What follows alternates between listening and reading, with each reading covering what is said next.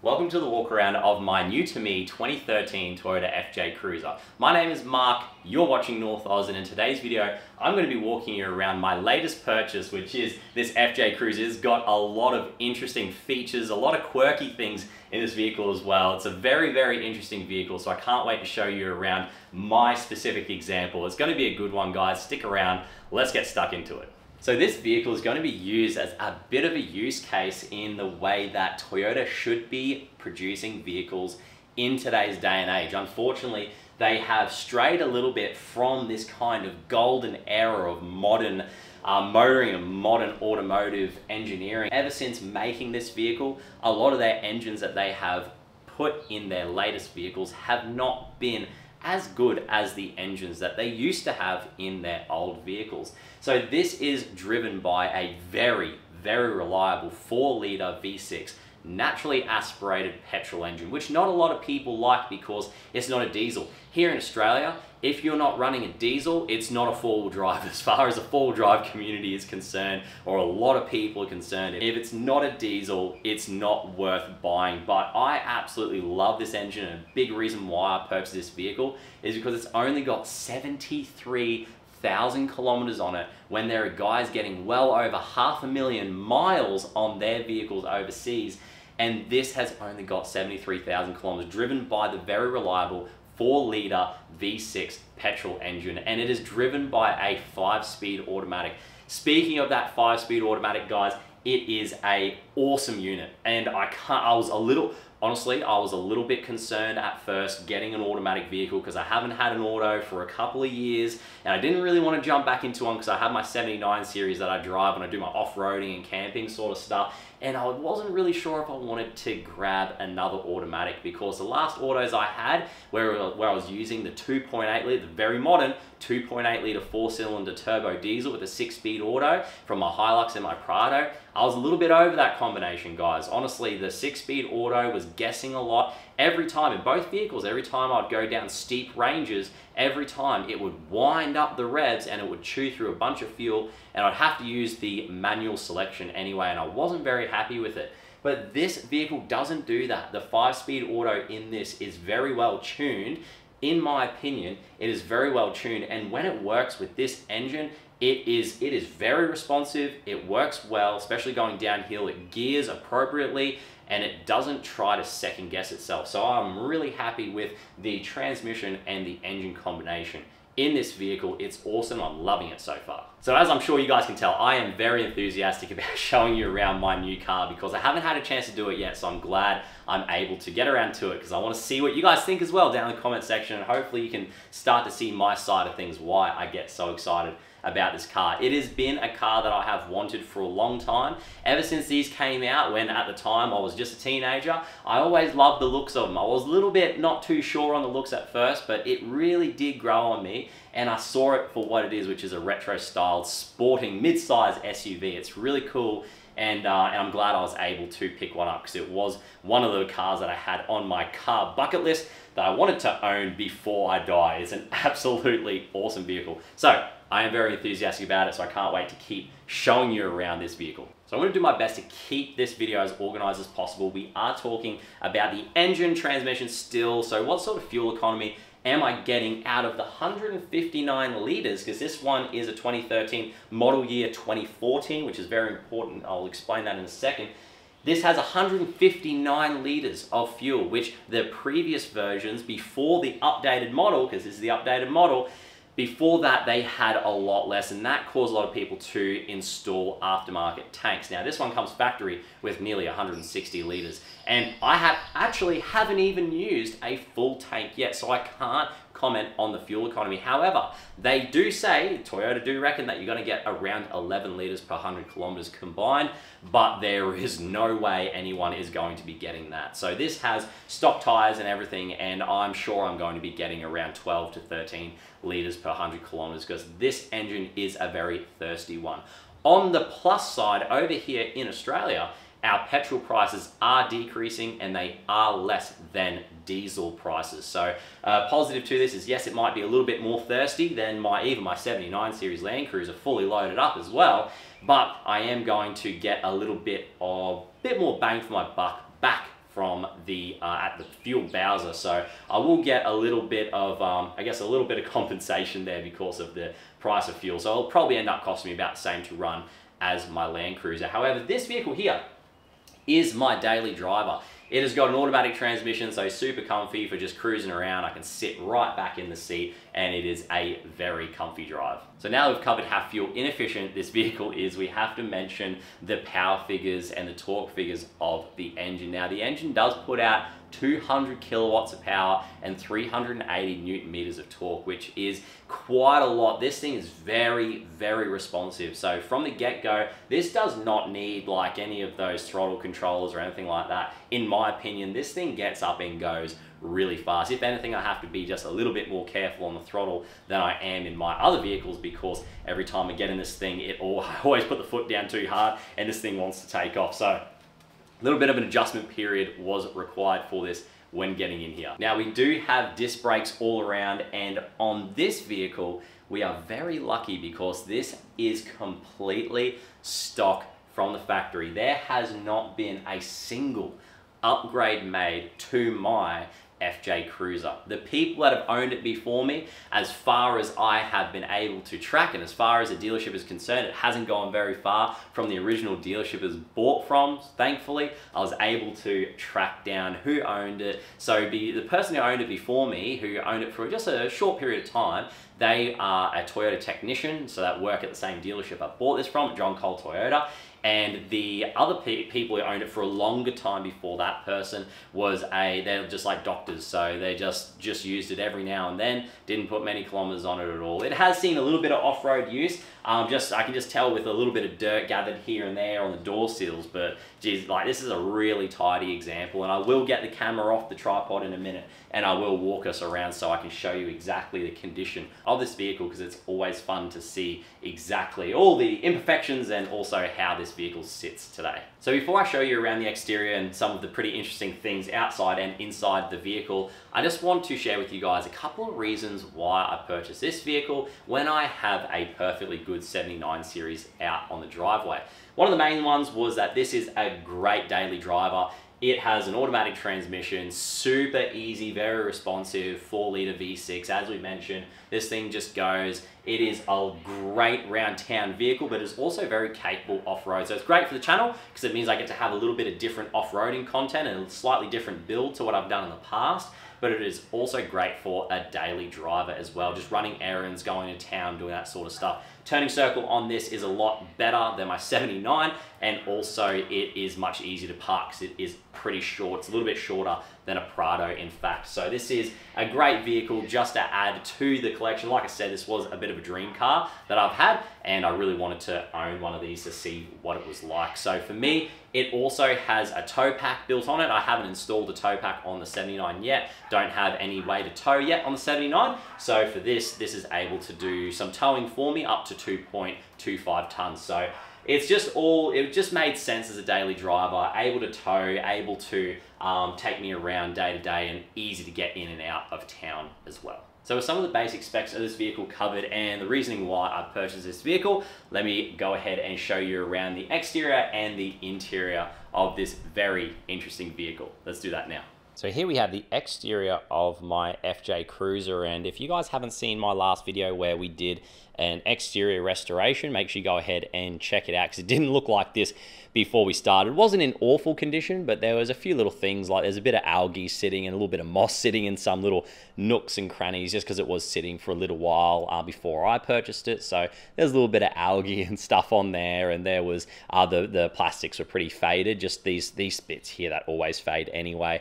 But I mean, this vehicle has been well looked after. Even things like the windscreen wipers that always fade, these are in really good condition. I haven't even touched them. The non-clear coated areas like the nudge bar and stuff like that's all in really good condition. The clear coat is in fantastic condition as well. I thought it wasn't looking that great when I first started working on the car, but as you guys pointed out in that video, that the clear coat and the paint is actually in very good condition. I will show you, there are some issues with the paint, as we'll go around and I'll show you that, but I just used a non-abrasive polish on the clear coat, and I also, and just, you know, you can see the depth of that clear coat. It is a very, very shiny vehicle, even though the vehicle did get rained on straight away after I washed it during the week in preparation for this video, as these things go.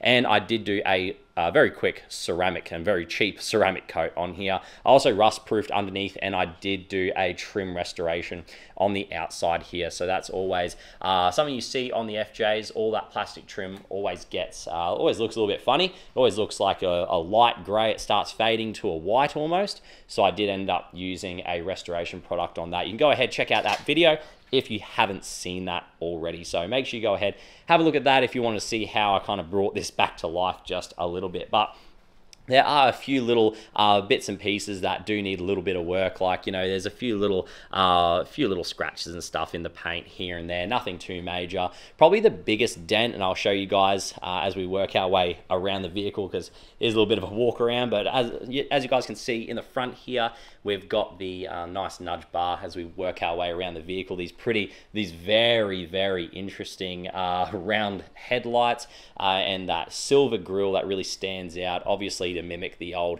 FJ40s and the old FJs. So that's pretty cool. I like that. think I'll be keeping that. I won't be taking that away from the vehicle, because I think that gives it a nice look, and it's easy to identify this as an FJ. You give the old FJ wave to the other FJ drivers out there. I polished up this Toyota factory wind deflector as well. I polished up all of the headlights and all of the indicator lights as well, all the way around the sides here as well. Made sure that that looked pretty nice. This is one of the biggest dents, one or two of the biggest dents on the vehicle, and you might be able to see that there, and that's just on that pillar there. So probably the biggest part there, and there are a few little rock chips and a few scratches here and there on the vehicle, but nothing too major that I'm concerned about. These roofs are very interesting. I have a feeling that this might either the clear coat has been kind of like, I guess, slowly fading on this roof, or that this is a two-pack sort of a paint. So I don't know if it's got a clear coat on it or not, but that's been a little bit hard to get right. So I am still working on that roof. But overall, if we're doing a little bit of a walk around out here, there's a few little chips and bits and pieces on it, but nothing that really stands out from afar. Just walking around the vehicle, I do like the trims. I'm not normally a plastic trim guy, but I don't mind it on this vehicle, especially because the vehicle is black and the trims do match it quite well. If it, on the other colors, the plastic stands out a bit more, so not too keen on it. Still not too sure how I feel about these plastic little wings here as well. I might paint them black just to fit in a little bit more, but yeah, I don't think that they add much to the heritage of the vehicle, but I'll be keeping that the same. But apart from that, like, the exterior is pretty standard. It's got the genuine Toyota nudge bar on the front, so nothing too crazy. It's got these side view mirrors are really handy, but they do get in the way of the vision a lot because they sit up above the like the windowsill. So a little bit of an interesting spot, and they can cause a bit of a blind spot. So yeah, a little bit interesting there on the exterior. It's got, obviously, one of the biggest interesting points of this vehicle is that it's got 3 wipers. 1, 2, 3. Pretty interesting. One of these wipers, I think it's the driver's side, is slightly bigger than the other ones. So you actually need to have 2 windscreen wiper codes so that when you order your windscreen wipers, you get 2 of one and 1 of another type of windscreen wiper. So pretty interesting. Catches quite a few people out, because you would think that you would order 3 of the exact same windshield wiper, but no, not on this vehicle. Obviously, the white roof is a bit of a heritage thing as well.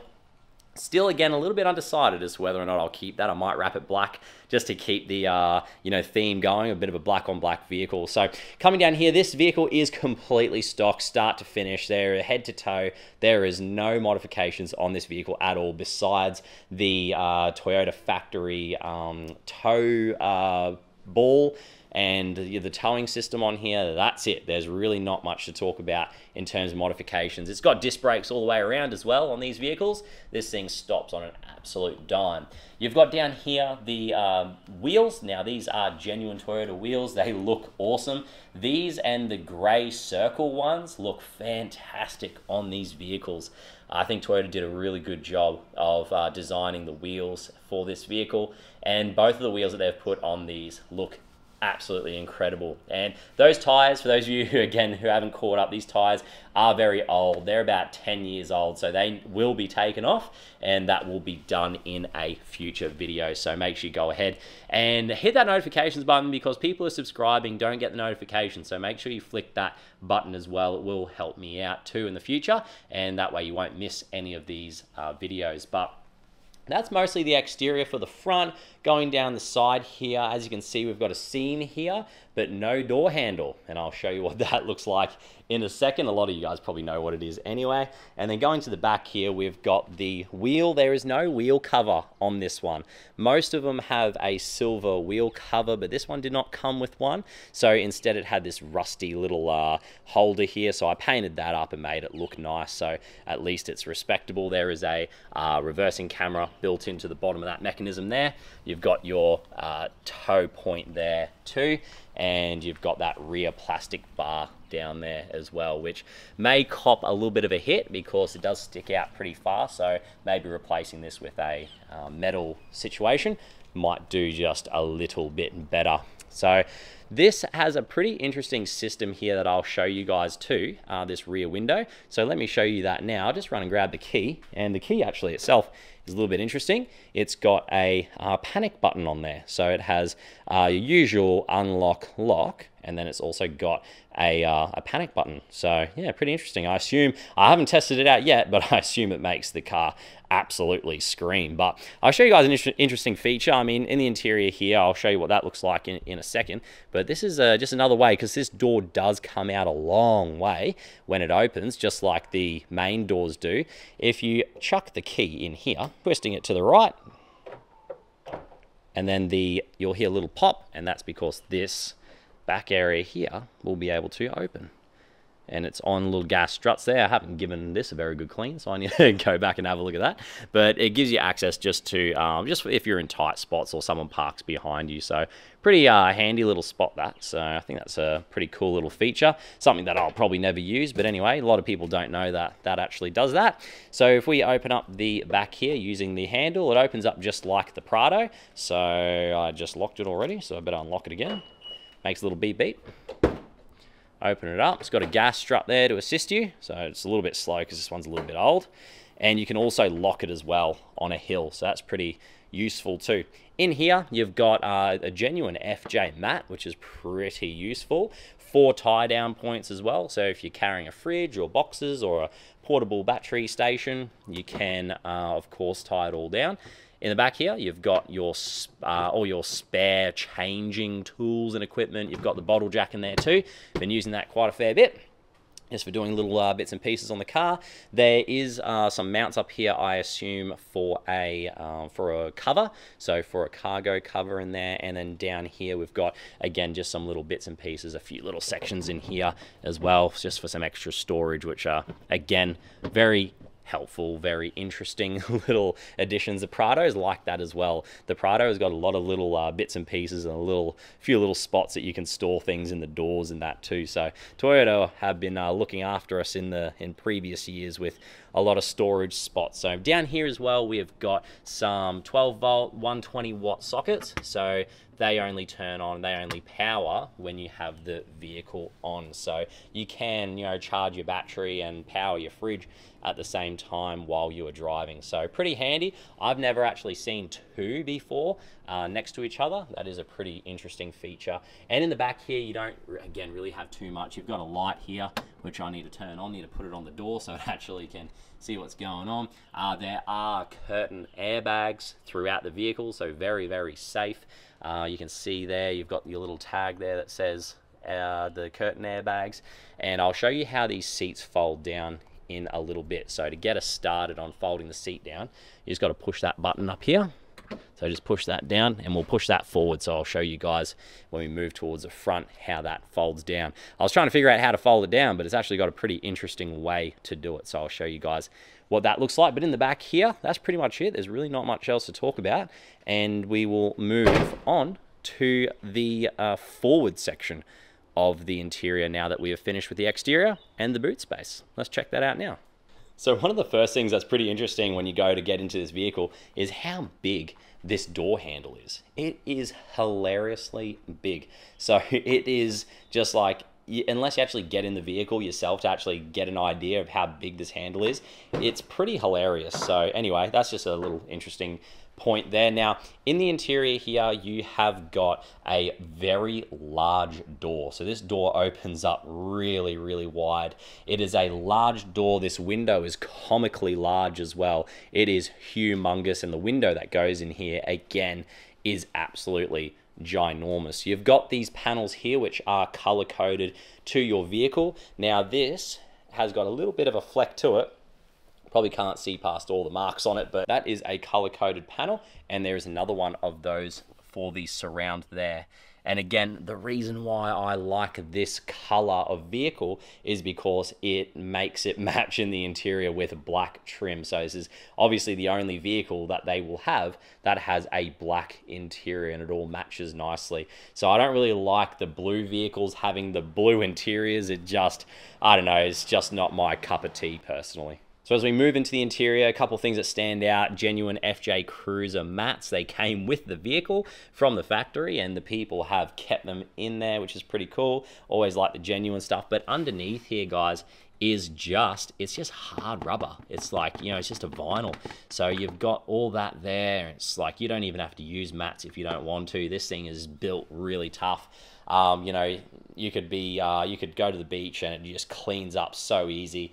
I am officially done with having carpet in any of my vehicles. I have been through that. I do not want to go through that ever again. So any vehicle that I own, prerequisite is it has to have a vinyl floor. So my 79 is a workmate for that exact reason, because I refuse to get a vehicle that has carpet in it ever again. Now, there are some adjustments here on the seat. It comes with a black duck car seat covers, which they're pretty close to about $1,000, so I did well with that one. There are plenty of spots for storage. So down here, I've got my sanitary wipes. You've got a few tissues there as well that you can use. So it just gives you a little bit of flexibility there with your storage. There is a very generous, and it's not a center console to like an armrest, but there is a very generous large kind of rectangle section here.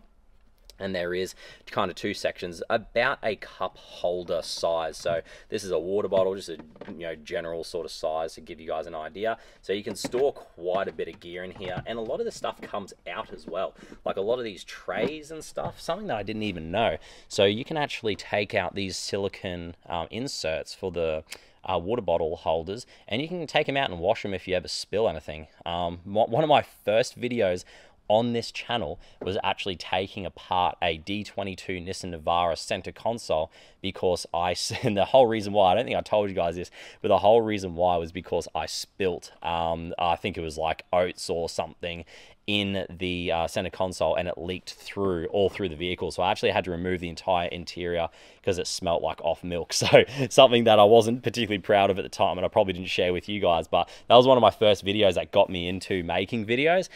So that's kind of funny that, it comes full circle with these, because you're able to take them out and give them a bit of a wash. You've got your manual transfer case there for 4 low, 4 high. This vehicle is always in 2-wheel drive, unlike your Prados, which are always in 4 high. So a little bit of a downside there. This thing's in rear-wheel drive, but, comes with the territory with this vehicle being so different, so unique. All these buttons up here, and I'm sure that you guys can see it on camera anyway, these things are huge, and they're so easy to turn. You can turn them with one hand, so like that, just flick them. They're so easy to find. There's only 3 dials controlling everything. There's a couple of buttons there, and all these buttons are huge. So in terms of being able to, function this vehicle, it's very easy to do. The buttons are humongous. You're not digging through menus on the infotainment system like you do with modern vehicles. It is all just switches, knobs, buttons. And that's the way it is supposed to be. Down here, there are a lot of blank switches, but all that we're interested in is turning the traction control off which does turn back on automatically when you go over about 30 kilometers an hour. I don't know the exact number it is, but that's just from my testing. And down here, there are parking sensors. So there are rear parking sensors on the rear bar of this vehicle. Down here, you've got a USB port to do some charging. And you've got another 120 watt 12 volt socket there too. So again, a lot of options for charging front and rear. This vehicle really is made for travel, and it is made for some off-roading. So down here you've got some armrests. So this doesn't have a center console, which is something I wasn't aware of at the time, but you do have a very handy armrest. So super handy, very comfortable. I don't miss a center console at all because I have got that armrest there. So looking around the vehicle, you've got a couple of pretty interesting things up here. Now you've got this very, I guess, you know, kind of aircraft sort of style, very off-roady gauges up here. This middle one tells you the temperature. You can have that in either Celsius or in Fahrenheit. You have got a compass here which you can calibrate by going around in circles in the car park, which is pretty funny.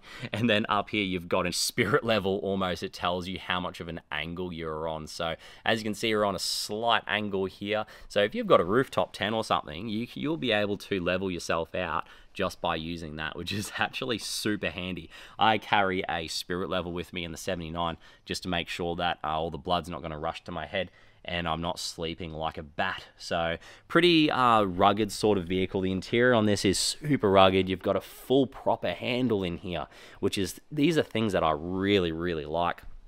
You've got all your buttons on the steering wheel here as well. You've got volume up, volume down. It does have a very basic GPS. It's very similar to what I have in my 79, so nothing's changed in 10 years when it comes to the 79 series, but obviously you can swap that out. But very basic GPS maps that can be upgraded as well if you take it in Toyota.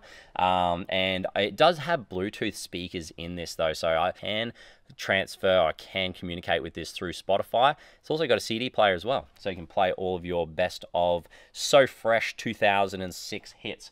So that's pretty cool. And moving around the vehicle, you've got a lot of speakers, guys.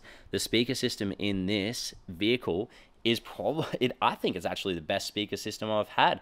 I've owned 2022, 2021, 2023 vehicles from Toyota, and I think that this vehicle has got the best speaker system that I have ever owned. So I will not be changing any of that. There's speakers in the doors. There's also speakers all the way in the back there. You can see that. So very good speaker system in here, and I've been very impressed with the general features of this. I thought it would just be a very basic vehicle, but it really isn't. This vehicle has a lot to offer. And we'll talk a little bit about the driving experience very shortly and kind of how it drives, which, you know, was a little bit of a shock to me, but we'll get to that in a minute. So this does have tinting on it, so the rear is a little bit darker than the front. The windows are down, so just so you guys are aware, it's very hot in Cairns today, so I'm just trying to keep cool with the interior part of this video. Now this door here this is where it gets a little bit tricky, because this is technically, I guess, a 4-door vehicle, because it has a little door in the back here. It's a little secret door that you have to pull a lever. Some people can't find that, but it's just a lever just down here in line with the shoulder pretty much, and you give that a flick and give it a pull, and again, look at this, it opens up all the way so that you can get all the way in this vehicle.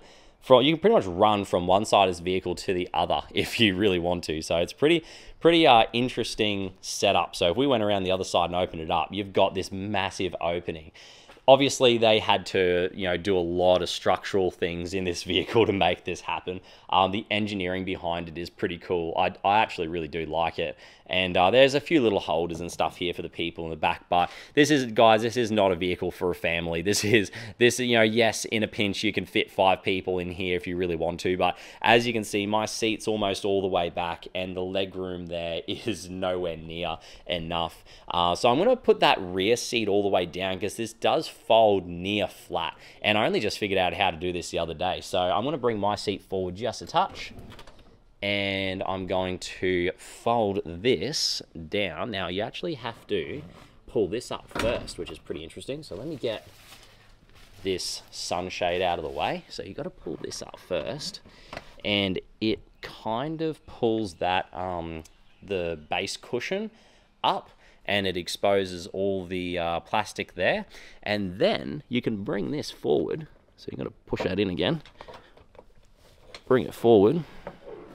And what it actually does is it gives you a pretty flat and pretty level little cargo area. So I didn't even know that that happened. I thought I was doing something wrong, because I was. But that's a pretty cool little flat cargo area that you can now use to, again, tie down even more stuff. So pretty cool. There are little handles on the back here as well if your driver is driving like an absolute maniac. So lots of handy little spots there. This window doesn't open, so if you're wondering, there are no controls for it, and there are only 2 for the front 2 windows. So again, some pretty interesting stuff in this vehicle. There's a couple of things that I find pretty interesting. There's a lot of these kind of crosses and, like, you know, these strange sort of plasticky, you know, tactile rubber tread, you know, from a tire sort of situation. They've got it everywhere. They've got it on the speaker. They've got it even like on the side here is this strange sort of a billet style plastic there. It's all pretty interesting stuff. And you can control this side aircon vent by either using that there, the button, or you can actually twist it using it like an old dial telephone sort of thing, so old rotary phone. So pretty interesting stuff going on in this vehicle.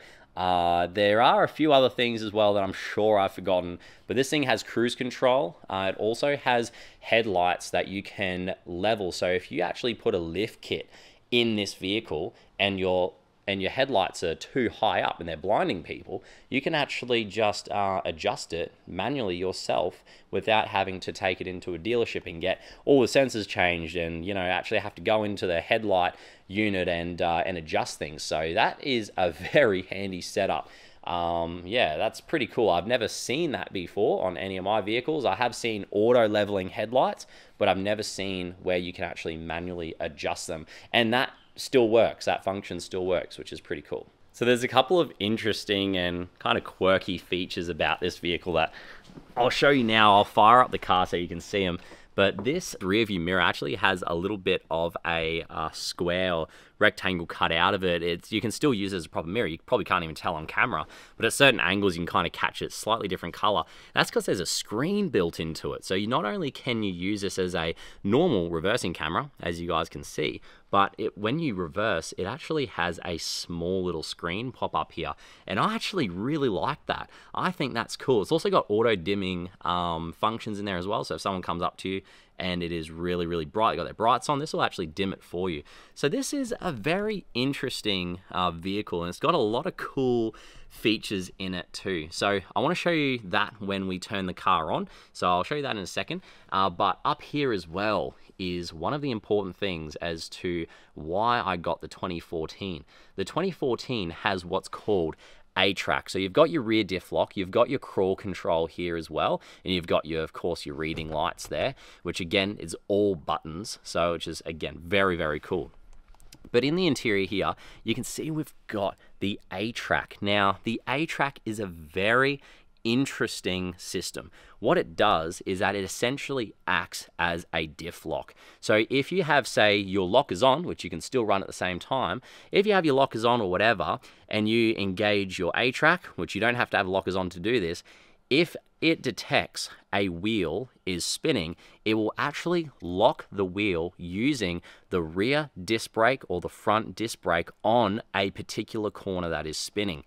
How smart is that? Now, there are some people that say that you have to be careful because obviously if you lock one side and the other side's got all the power and all the weights on it, you can blow CVs and whatnot and do some harm to your vehicle. But if you just keep that in the back of your mind as well, you know, that just use it carefully and don't be too, I guess, yeah, pick your spots with it, use your diff locks first if you can.